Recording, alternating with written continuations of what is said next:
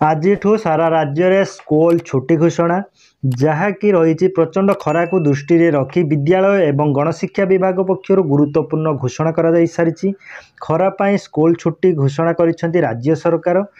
तो आज राज्य में स्कूल छुट्टी राज्यर जारी रही प्रचंड ग्रीष्म प्रभाव आकाश होउथिबा अग्नि वर्षा अधिकांश सहर में पारद 40 डिग्री उपर जनजीवन अस्तव्यस्त हो गलानी।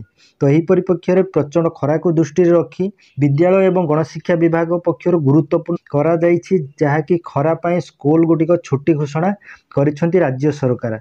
तो आज सारा राज्य में बंद रहिबो स्कूल। एप्रिल 25 तारिख राज्य में स्कूल गुड़िक बंद रहिबा नहीं पूर्वर घोषणा करा जायथिला।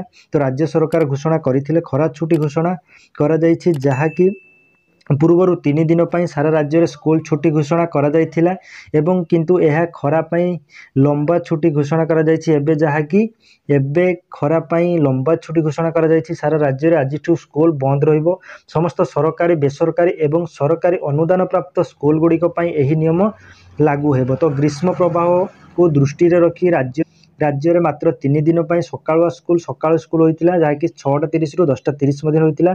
यही डेट जो होता जहाँकि 22, 23 और 24 तारिख सकाळ स्कूल होता। सेहीपरि समस्त सरकारी बेसरकारी एवं सरकारी अनुदान प्राप्त स्कूल गुड़िक यही नियम लागू हेबो। तो ग्रीष्म छुट्टी समय सरकार एवं सरकारी अनुदान प्राप्त विद्यालय छात्र छात्री शिक्षक एवं शिक्षयित्री मानक पई शिक्षा तथा शैक्षिक कार्यक्रम निमंते राज्य प्राथमिक शिक्षा निर्देशक, राज्य माध्यमिक शिक्षा निर्देशक एवं उच्च माध्यमिक शिक्षा निर्देशक प्रत्यक्ष तत्वावधान में विद्यालय परिचालना करा जिवो। तो यही पर रही जहाँकि स्कूल गुड़िकर छुट्टी 25 तारिख पाखर स्कूल गुड़िक छुट्टी घोषणा करा जायछि ग्रीष्म छुट्टी। तो यहीपरि अपडेट पाइबा चाहूँଥିଲେ आम चैनल को एबे ही सब्सक्राइब करूँ, शेयर करूँ, लाइक करूँ।